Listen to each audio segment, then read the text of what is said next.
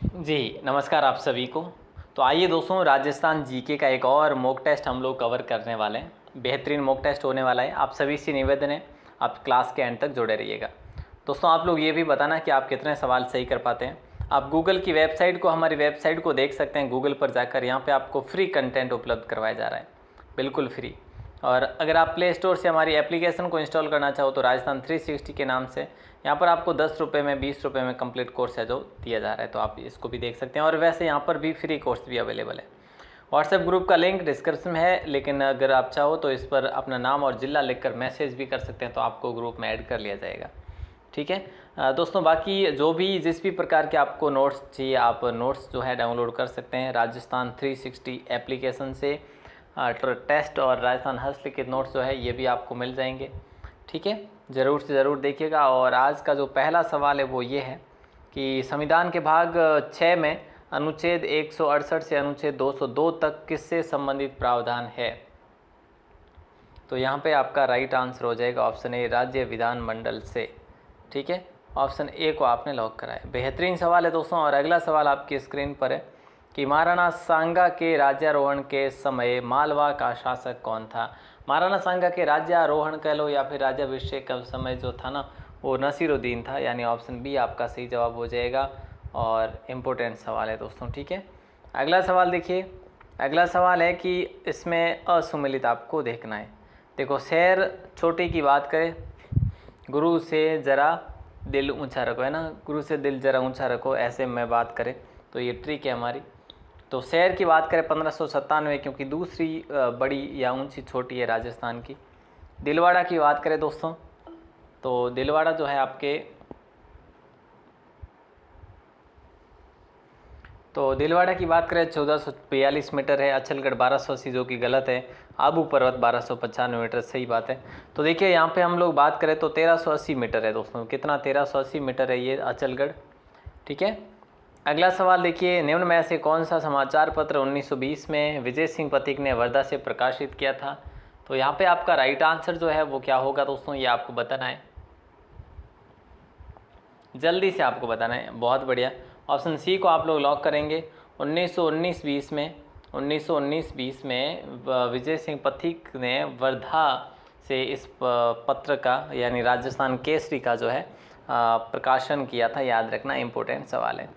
रण या फिर टाट क्षेत्र का उदाहरण नहीं है। रण या टाट क्षेत्र का उदाहरण नहीं है तो सिंगाना नहीं है। बाकी कन्नौड़ है, भाकरी है, थोब है, लेकिन सिंगाना नहीं है। सिंगाना हालांकि कहाँ पे पड़ता है ये भी आपको पता होना चाहिए। बोले सर झुंझुनू में पड़ता है। वेरी गुड, बहुत बढ़िया। और क्या चाहिए।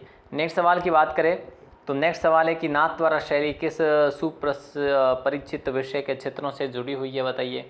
तो आपको सभी को पता है कि श्रीनाथ जी, है ना, श्रीनाथ जी के विभिन्न स्वरूप, श्रीनाथ जी के विभिन्न स्वरूप को लॉक करेंगे। एक बहुत ही महत्वपूर्ण सवाल है, ऑप्शन ए को लॉक करेंगे। बहुत बढ़िया, अगला सवाल देखिए। 1946 में देश की संविधान निर्मात्री सभा में राजस्थान से मनोनीत प्रतिनिधि कौन थे, बताइए। तो दोस्तों देखो, सरदार सिंह खेदड़ी भी थे, बलवंत सिंह मेहता भी थे, हीरालाल शास्त्री भी थे, तो उपरोक्त सभी को लॉक करेंगे। साथ साथ माणिकलाल वर्मा भी थे। तो कुल मिला के 14 प्रतिनिधि। ठीक है, और अगले सवाल की बात करें तो अगला सवाल ये लीजिए कि अरावली से निकली नदियों की घाटियों में कौन सी सभ्यता विकसित हुई थी। देखो, अरावली से जो भी नदियाँ निकलती है उन नदियों की घाटियों में इनमें से कौन कौन सी सभ्यता विकसित हुई। देखो, 8 सभ्यताएँ हुई है। बालाथल है ना, बागोर है। तो यहाँ पे अपन अगर ऑप्शन 1 और 2 को लॉक करें तो कोई अतिशयोक्ति होगी क्या? नहीं सर, बहुत बढ़िया। बागोर। वैसे 1, 2 और 3 तीनों ही कर लेंगे ना, अतिशयोक्ति तीनों में भी नहीं होगी, क्योंकि पता है आप सभी को कि तीनों के तीनों, जैसे कि है ना, ये आहट सभ्यता है तो बेड़च के किनारे हैं, है ना, बालाथल भी बेड़च के किनारे हैं, जो कि दोनों उदयपुर में। और बागोर जो भीलवाड़ा में है ना, तो ये कोठारी के किनारे है ना। यस, बहुत बढ़िया। नेक्स्ट सवाल आपकी स्क्रीन पर है कि सांगा द्वारा ईडर के उत्तराधिकारी संघर्ष में हस्तक्षेप करने का प्रमुख कारण क्या था, ये आपसे पूछा जा रहा है। बताइए दोस्तों, राइट आंसर क्या होगा। अगर आप देख पा रहे हैं। तो अपने समर्थक व्यक्ति को लीडर की गद्दी पर बैठाना ये प्रमुख कारण था, यानी ऑप्शन बी आपका लॉक हो जाएगा। अगला सवाल देखिए कि गोंडवाना प्रदेश है, गोंडवाना प्रदेश है, तो यहाँ पे नागौर उच्च भूमि ये नहीं है, शेखावटी का आंतरिक भाग भी नहीं होगा, वो तोरावटी होगा। लूणी जवाई बेसिन ऑप्शन सी को लॉक करेंगे। ये पाली और जालोर, पाली और जालोर आप सभी का सही आंसर होगा दोस्तों, ऐसा अगर सवाल भी बन जाए तो। अगला सवाल, इब्राहिम लोदी द्वारा मेवाड़ पर आक्रमण करने का प्रमुख कारण क्या था, ये आपको बताना है। इब्राहिम लोदी द्वारा मेवाड़ पर आक्रमण करने का प्रमुख कारण जो था ना, वो क्या था, वो था राणा सांगा द्वारा दिल्ली सल्तनत के अधीन पूरी राजस्थान क्षेत्र को जीत लिया जाना, यानी ऑप्शन सी आप सभी का सही आंसर होगा, एकदम परफेक्ट। अगला सवाल है कि ओपन विल स्टार्क, ये पक्षी है और ये पक्षी राजस्थान के किस अभ्यारण्य में आते हैं दोस्तों, ये आपसे सवाल किया जा रहा है। तो इसे हम कहेंगे केवलादेव घना पक्षी विहार, है ना। केवलादेव घना पक्षी विहार की बात करी जाती है, तो ये कहाँ पे है, बोले सर भरतपुर में है। इसे रामसर साइट भी घोषित किया हुआ है, क्या रामसर साइट भी घोषित किया हुआ है। अच्छा, ओपन विल स्टार्क को मानसून का दूत भी कहते हैं। ये दक्षिण भारत से यहाँ पे आते हैं, यानी वर्षा काल में प्रजनन हेतु आते हैं यहाँ पे, ये भी आपको याद रखना है। और अगला सवाल आपकी स्क्रीन पर है कि राजस्थान में अरावली की कुल कितनी लंबाई है प्रतिशत के आधार पे। देखो साहब, कुल की बात करें 692 किलोमीटर है, ठीक है, और 550 किलोमीटर जो है वो राजस्थान में है। तो ये जो है ना परसेंटेज है, ये राजस्थान का पूछ रहे हैं आपसे, तो 80% राजस्थान में है ये, कितनी 80%, ठीक है, ऑप्शन ए आपका लॉक हो जाएगा। और अगला सवाल है कि भाई निम्नलिखित में से किस राजपूत राज्य के उत्तराधिकारी के मामले में सम्राट जहांगीर ने हस्तक्षेप किया और अपनी पसंद के व्यक्ति को सम्राट भी बनाया था। तो यहाँ पे राइट आंसर हो जाएगा ऑप्शन ए, यानी बीकानेर, है ना, बीकानेर को लॉक करेंगे ऑप्शन ए को। एक इम्पोर्टेंट महत्वपूर्ण सवाल था। अगला सवाल है अरावली पर्वतीय प्रदेश से संबंधित असुमेलित क्या है। अरावली पर्वतीय प्रदेश से संबंधित असुमेलित क्या है, तो देखो भूभाग क्षेत्रफल 9% है, सही बात है। कुल जनसंख्या 10% है, सही बात है ना। और जलवायु आर्द्र नहीं है यहाँ की जलवायु उप आर्द्र है दोस्तों, कैसी है, उप आर्द्र, ऑप्शन सी को लॉक करेंगे। मिट्टी काली भूरी लाल कंकरीली, ये सही बात है। चलिए साहब, अगला सवाल देखिए कि निम्न में से निम्नलिखित व्यक्तियों पर विचार आपको करना है, करो साहब। देखो कि इनमें से जो भरतपुर के राजा से जुड़े हुए थे ना, वो कौन से। अब इससे आसान तो क्या ही होगा, सूरजमल भरतपुर से जुड़े हुए हैं, बदन सिंह भी भरतपुर से जुड़े हुए हैं, लेकिन ये नहीं है ना, चरट सिंह और बुध सिंह नहीं। 1 और 4 कौन से ऑप्शन में, ऑप्शन डी में, तो करेक्ट परफेक्ट कर दीजिएगा। और आगे बढ़ते हैं। अरावली को ऊंचाई के आधार पर कितने भागों में बांटा गया है दोस्तों, ये आपको बताना है। अरावली को ऊंचाई के आधार पर कितने भागों में बांटा गया है, आप कहेंगे सर 3 भागों में।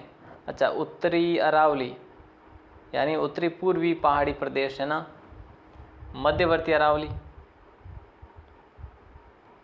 और उसके बाद दक्षिणी अरावली,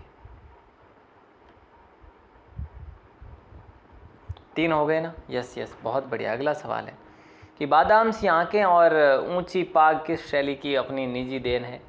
तो बादाम सी आंखें और ऊंची पगड़ी की बात करें तो ये जोधपुर शैली की विशेषता है दोस्तों, कौन सी, जोधपुर शैली की। तो यहाँ पे आपका ऑप्शन कौन सा होगा, बी होगा ना, right. Yes sir, B option को लॉक कर देंगे।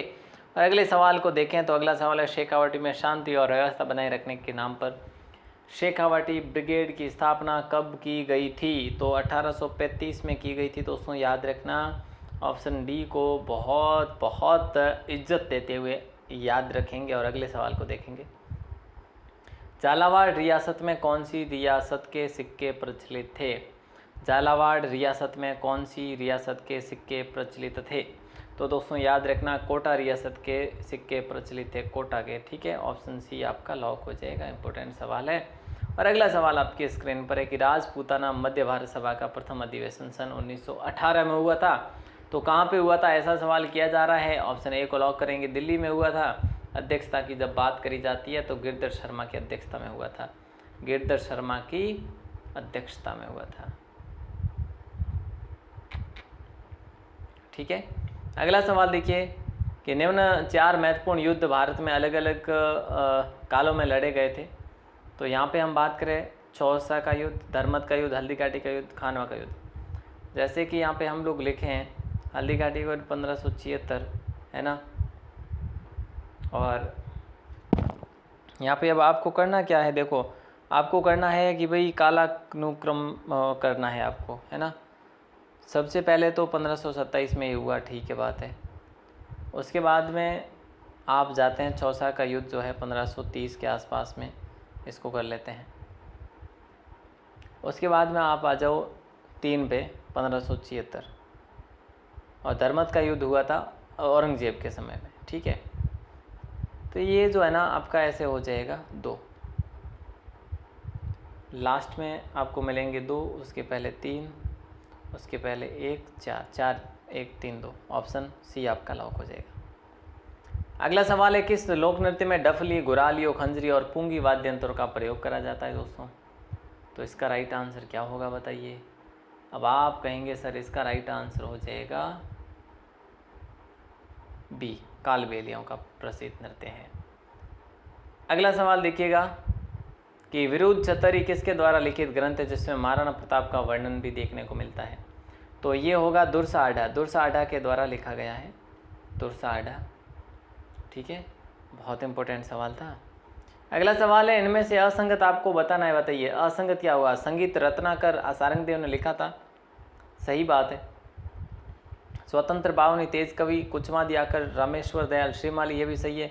गोरा बादल कृष्ण लाभ ने नहीं लिखा, गोरा बादल लिखा था हेमरतन ने, ठीक है। कृष्ण लाभ ने तो ढोला मारूरी चौपाई लिखी थी।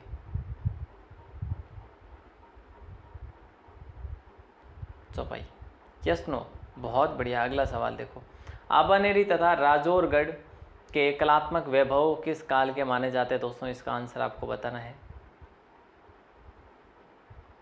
आप कहेंगे सर ऑप्शन बी को लॉक करेंगे, गुर्जर प्रतिहार वंश, है ना। ऑप्शन बी को लॉक कर दिया आपने। आबानेरी दौसा में, राजौरगढ़ आपके अलवर में है। और एक सवाल जिसका आंसर आपको देना है 12 के कमेंट सेक्शन में, और ज़रूर से ज़रूर दीजिएगा। मैं वेट करूँगा दोस्तों, जल्दी से कमेंट करना इसका, है ना। बोरट का बोराट लिख दो यहाँ पे, ना बोराट।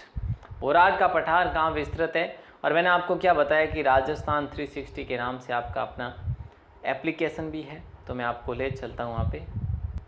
ये देखो, टेलीग्राम को ज्वाइन कर सकते हैं इजीली। गूगल की वेबसाइट आपकी अपनी यही है।